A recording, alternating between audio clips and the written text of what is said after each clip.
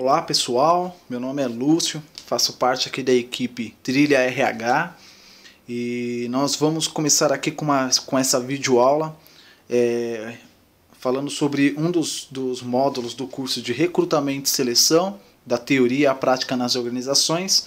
E este primeiro módulo nós vamos abordar a requisição de pessoal, qual é a sua importância, a sua relevância dentro de uma empresa. Nós pretendemos aqui, dentro desta videoaula, estabelecer uma forma prática de aprendizagem, de uma forma que você possa replicar este conteúdo em sua empresa, se não replicar, pelo menos ter uma nova percepção, uma nova abordagem sobre essa temática.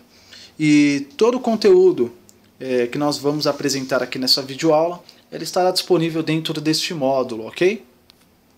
Antes de nós começarmos, nós vamos iniciar esta videoaula com uma pergunta que ela deverá ser respondida ao final desta videoaula. Como obter pessoas qualificadas em um processo seletivo? Então, dentro deste curso, dentro deste módulo, nós vamos tentar responder a esta pergunta, tá ok? Bem, antes de nós falarmos sobre a requisição de pessoal, ela faz parte de uma das etapas de um processo seletivo, de um processo de recrutamento e seleção.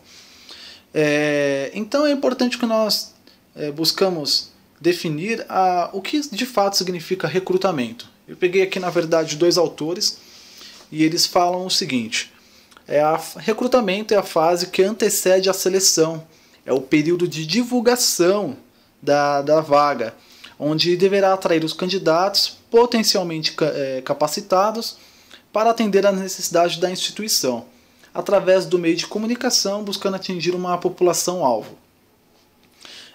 O outro autor diz que é um processo de busca ativa ou atração de candidatos a cargos existentes. Praticamente disseram a mesma coisa, né? Então, o objetivo de um recrutamento é abastecer o processo seletivo de sua matéria-prima, que são os candidatos. E ainda digo mais, candidatos capacitados. E nós conseguimos isso através de uma requisição de pessoal. Pessoal, vocês vão ouvir muito, inclusive de profissionais de recursos humanos, que a primeira etapa de recrutamento e seleção é a triagem. Bem, eu digo para vocês que a triagem é apenas uma das etapas, tá? A primeira etapa de um recrutamento e seleção é a requisição de pessoal. Um processo seletivo de qualidade, ele começa com uma boa requisição de pessoal. A requisição geralmente ela é feita por um cargo de liderança. Nós chamamos essa pessoa de requisitante. Pode ser um gerente, um gestor, um coordenador, um cliente.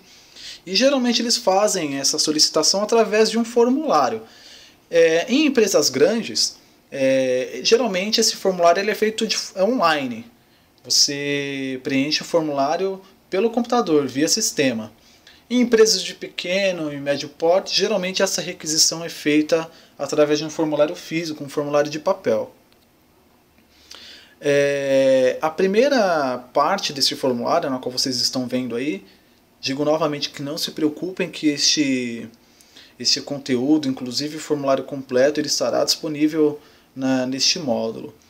Essa primeira parte do formulário ela é preenchida geralmente pelo requisitante.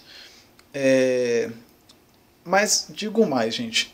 Diversas vezes vocês terão que preencher essa parte do formulário junto com o requisitante. Não tem jeito. Geralmente eles não sabem como preencher ou preenchem de forma errada. Então tá aí o papel de RH de acompanhar esse cara, fazer com que ele preencha da forma correta, pois lembrando, é a fase mais importante para se obter candidatos qualificados num processo seletivo, tá? Então aqui dentre os dados nós temos o setor onde a pessoa vai trabalhar, nome do requisitante, o cargo, salário, horário, a justificativa se esse cargo ele vai substituir alguém, se é um aumento no quadro de funcionários, motivo, se é uma promoção ou transferência de alguém que foi do departamento, se é um pedido de demissão e dispensa, ou se é um afastamento. Através dessas informações nós já saberemos se o cargo é para ser efetivo, se é temporário, por quanto tempo. É até importante porque nós conseguimos colocar isso numa divulgação de vaga e obter os candidatos que já saberão dessa condição, se vai ser temporário ou se não vai ser. E aí tem alguns requisitos, dentre eles a escolaridade, primeiro grau, segundo grau, superior, pós, e o curso essencial, se ele vai ser desejável ou imprescindível. Na segunda parte do formulário, geralmente é feito também com o requisitante e desta vez obrigatoriamente o RH deverá participar. E aí tem a experiência desejada, características pessoais desejadas, atividades a serem desempenhadas. Como é que o analista de RH, o profissional de recursos humanos, vai conseguir preencher essas informações de experiência, características e atividades? Ele vai recolher os dados. Essa é uma parte árdua. É claro que uma vez que ele recolher os dados para aquela vaga, ficará arquivado, ficará armazenado, e se houver uma outra contratação, ele reutilizará estes dados, fazendo apenas uma atualização, tá? Então, como é que ele vai recolher esses dados? Primeiramente, através com o superior imediato da vaga. Olha a diferença, pessoal, não é com requisitante. Às vezes, quem requer a vaga é o gestor, mas é para um cargo operacional, onde tem um superior intermediário, um supervisor, por exemplo.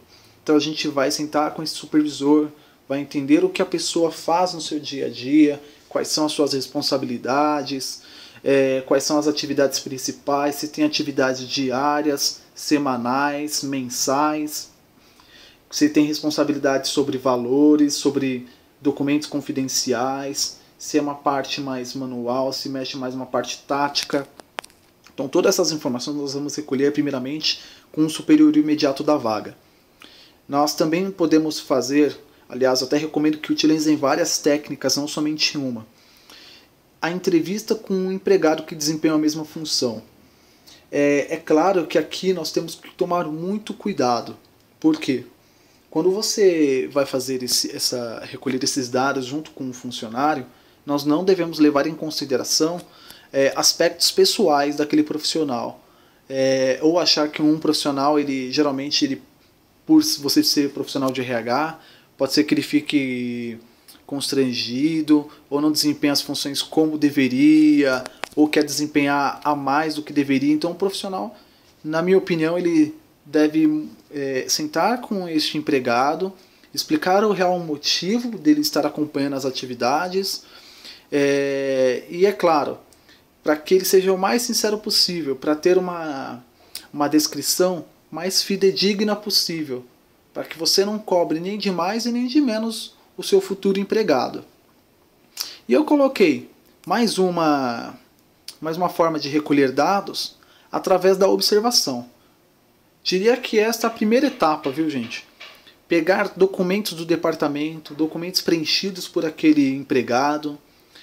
É importantíssimo, se já houver uma descrição de cargos para aquela função, seria excelente, vai adiantar boa parte do seu trabalho aí nessa parte de recolhimento de dados. Apenas fazendo algumas atualizações, porque a descrição de cargos ela fica defasada, ela fica desatualizada. Então, à medida que você tem uma descrição, não tenho certeza, fica evidente que você terá que fazer também o mesmo acompanhamento, fazendo as entrevistas para que você possa atualizar e ter a informação real das atividades realizadas. E observando o dia a dia desses empregados. Às vezes o que ele fala nem sempre ele põe em prática. Então a partir da observação você consegue obter detalhes do que ele realiza. É claro que também durante uma entrevista, muitas vezes o funcionário, o empregado, ele não vai ter todas as informações, não vai se recordar de todas as informações. Mas a partir do momento que ele realiza aquilo no dia a dia, fica mais fácil de você obter todas as informações possíveis para aquele cargo. Claro, através da descrição de cargos você vai ter a qualificação. Ela vai fazer parte da divulgação da sua vaga, seja num portal interno ou seja num local externo, tá? Então ela já vai servir como parâmetro para você fazer uma contratação. É interessante que dentro dessa requisição você leve em consideração a cultura organizacional, quais são os valores, a filosofia de existência da empresa, as práticas de recursos humanos e estrutura. Pessoal, a parte de estrutura deve entrar principalmente se, por exemplo, você incluir candidatos PCDs, candidatos com alguma deficiência, levar em consideração a estrutura dessa empresa, sendo capaz de identificar se aquela estrutura atende às necessidades daquele candidato. Através dos valores da empresa, você vai tentar identificar depois, num processo seletivo, se aquele funcionário compartilha dos mesmos valores. Por isso que muitos profissionais de recursos humanos, eles recomendam, eles priorizam um processo seletivo interno. Porque através desse processo seletivo, você já consegue obter profissionais que já estão adequados à cultura organizacional. Ou seja, só sendo preciso moldar esse profissional com técnicas do departamento daquela área, da vaga desejada. Vamos lá. Através desses dados, você vai ter todos os critérios para fazer um recrutamento e seleção. Assim que você tiver todos esses critérios, a segunda parte de uma requisição de pessoal nós chamamos de briefing. O briefing nada mais é que um alinhamento do perfil da vaga. Todas as anotações que você fez dentro daquela requisição, dentro do que você observou, entrevistou, você vai fazer um alinhamento deste perfil com o requisitante. Você vai procurar adequar o perfil às necessidades atuais do perfil do requisitante, ou seja, se faltou alguma informação, se além das tarefas, aquele profissional ele vai precisar desempenhar alguma outra atividade que não esteja relacionada com o que já realizam atualmente. Já aconteceu diversas vezes comigo, pessoal. O requisitante ele precisa de uma pessoa que tenha uma capacidade de realizar algo que os demais não tinham, ou uma nova ferramenta. Essa pessoa ela acaba se tornando uma peça-chave dentro de uma equipe. Ou seja, ele precisa de uma pessoa com uma técnica diferente, com um conhecimento técnico diferente do já existente. Então é importante fazer esse briefing, porque você consegue adequar exatamente dentro do que o requisitante espera. E aí dentro dessa etapa de alinhamento, é importante que você já defina as próximas etapas do processo seletivo. Por que eu digo que essa etapa também é muito importante? Quando você define todas as etapas, você permite que o seu requisitante conheça um pouco do processo seletivo e ele participe junto com você desse processo. Digo que isso vai te adiantar 50% de um candidato aprovado, porque se ele participa do processo seletivo desde o começo, dificilmente você vai se encontrar fora de um perfil da vaga. Ou seja, você não conseguiu fazer o alinhamento, ou ele está acompanhando os candidatos desde o começo, durante a entrevista um candidato não se dá bem, mas ele vai analisar todas as outras etapas que o candidato participou. Isso se for do interesse. Então por isso que é importante você definir todas as etapas. Depois disso, é importante que o RH ele defina a forma de captação desses candidatos. Quais serão as suas fontes de recrutamento? Se vai ser externo ou se vai ser interno? Como eu disse anteriormente, geralmente os profissionais eles priorizam o interno, fazendo remanejamento, realocação ou promoção de pessoas. Por quê? Além de você contar com pessoas que já estão adequadas à cultura organizacional, você promove um ambiente de motivação entre os funcionários. Eles passam a acreditar mais na empresa. Existe um plano de carreira onde eles poderão se empenhar mais nas outras atividades para poder almejar um outro cargo. Então você acaba desencadeando, cascateando com que as pessoas elas produzam mais dentro do ambiente de trabalho, elas fiquem mais motivadas. Então geralmente eu indico que você inicie o processo fazendo um recrutamento interno, e aí se caso não tenha nenhuma pessoa, você não aproveite ninguém internamente, abra o processo seletivo externo. Então, o processo seletivo externo ele considera os candidatos do mercado de trabalho, fora da sua organização. E aí, definindo esta etapa, você já consegue fazer aí seu plano de divulgação. A partir daqui, a gente começa uma outra etapa, a gente vai deixar para o outro módulo, que é a divulgação de vagas e triagem de candidatos. Lembram da pergunta que nós fizemos lá no início dessa videoaula? Como obter pessoas qualificadas em um processo seletivo? Então, nós acabamos de ver aqui a resposta para esta pergunta. Comece fazendo um levantamento de dados através da pergunta, formulários, entrevistas, analisando documentos, observando a rotina.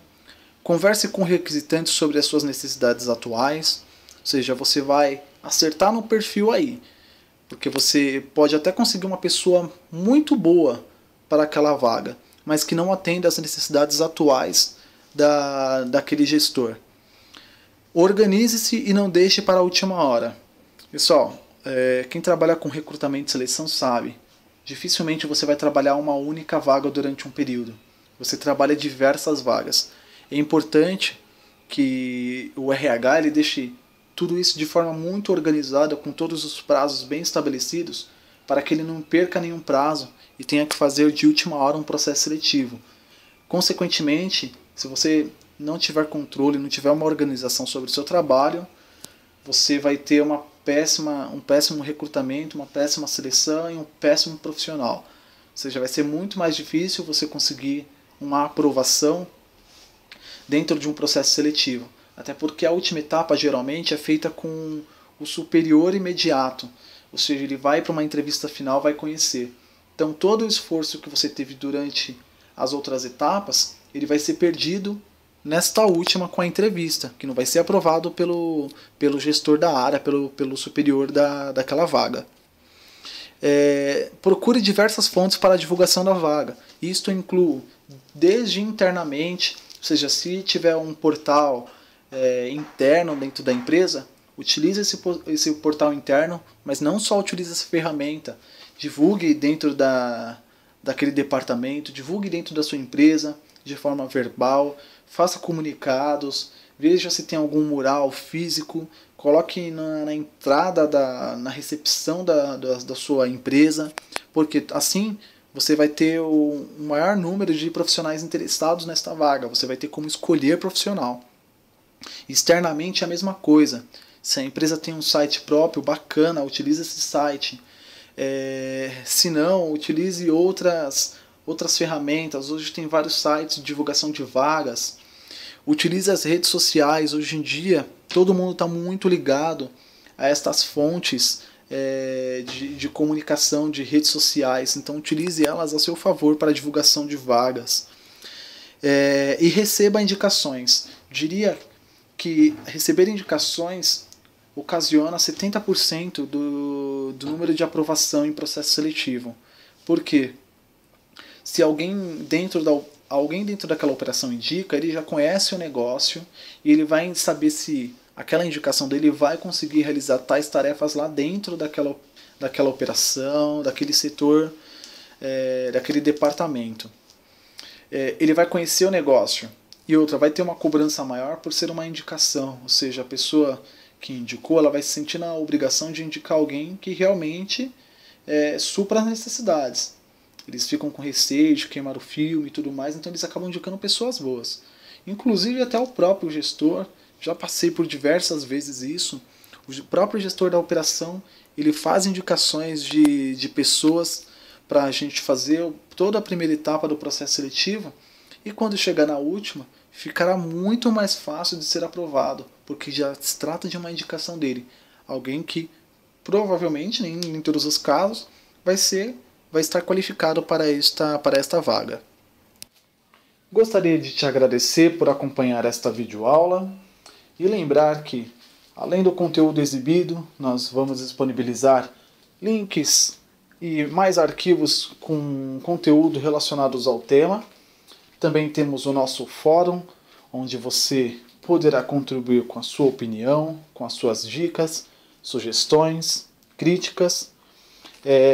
ou se você tiver alguma dúvida, poderá aproveitar aquele espaço. Nos vemos na próxima aula. Muito obrigado pela sua atenção. Até a próxima.